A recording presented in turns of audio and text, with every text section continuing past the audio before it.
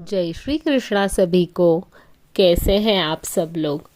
आशा करती हूँ आप सब लोग स्वस्थ होंगे, मस्त होंगे और कृष्ण भक्ति में लीन होंगे हमेशा की तरह।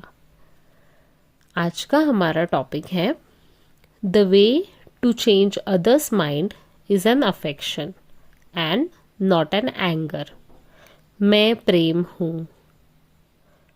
हम लोगों के बीच कई बातों में मतभेद होते हैं, कई विचारों पे, बातों पे, चीज़ों पे, घर में, आजू बाजू में, ऑफिस या वर्क प्लेस।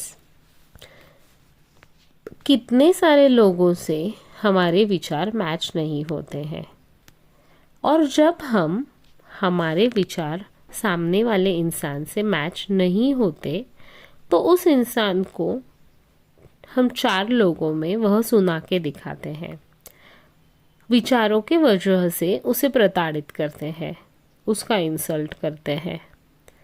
अलग अलग प्रकार से उस इंसान को कॉर्नर करना, उसकी अवहेलना करना, अपमान करना, चार लोगों में उसके बारे में गलत झूठे डिस्कशंस करना चालू हो जाता है। और हमारे इस स्वभाव की या फिर इस बर्ताव की वजह से सामने वाले और हमारे बीच में होने वाले मतभेद या मनभेद कुछ ज़्यादा ही बढ़ जाते हैं। कई बार हम एक दूसरे से बिल्कुल ही बात नहीं करते हैं, अलग अलग ग्रुप बना लेते हैं या उस इंसान को हम पूरी तरह से बॉयकॉट कर देते हैं। पर हम उस इंसान को उसकी गलती सुधारने का या भूल बदलने का या उसे समझाने का मौका ही नहीं देते। इससे क्रोध, द्वेष, मत्सर की भावना बढ़ जाती है और घर में, आजू बाजू में, ऑफिस में निगेटिव एनवायरनमेंट या निगेटिविटी का वातावरण तैयार हो जाता है। पर यही हम सबसे बड़ी गलती कर देते हैं कि हम उस इंसान को उसकी अच्छाइयाँ, उसकी एंजेलिक क्वालिटीज़ बाहर लाने की कोशिश ही नहीं करने देते। तुरंत ही उस पर हम फैसला करके सब उद्ध्वस्त या फिनिश कर देते हैं। हम दूसरों को जो बात करते हैं उनमें हमें उन्हें अच्छे प्रकार से समझाना, कन्विंस करना, मनाना। अगर हमारी बात योग्य है तो वह किस प्रकार से योग्य है, उसके पॉजिटिव पॉइंट्स क्या है, नेगेटिव पॉइंट्स क्या है, यह सब सिखाना आना ज़रूरी है। सामने वाले के प्रति हम द्वेष, अनादर, डिसरिस्पेक्ट कर कर हम हेट या द्वेष की भावना को बढ़ावा देते हैं। लोगों के हार्श बिहेवियर, क्रोध, मत्सर, हेट का जवाब भी अगर हम प्यार, अपनेपन या समझदारी से दें तो उनका क्रोध, द्वेष धीरे धीरे ही क्यों ना हो पर बदलने या फिर कम होने लगता है।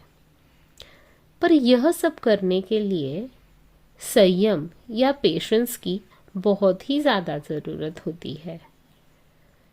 इंसान ज़रूर बदलता है, चेंज होता है, दूसरों के विचार समझने लगता है, अपने विचारों की अडिगता छोड़ता है जब उसे सामने से तीव्र प्रतिकार, द्वेष, क्रोध की नकारात्मक ऊर्जा ना मिलकर केवल अपनापन, समझदारी, करुणा और प्रेम की सकारात्मक भावना मिले।